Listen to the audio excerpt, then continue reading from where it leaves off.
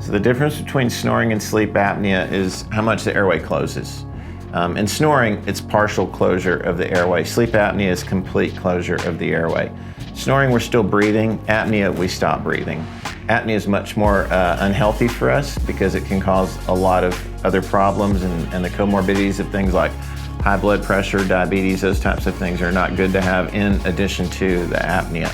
They're both treated in the same way. We want to open the airway so air flows smoother and cleaner.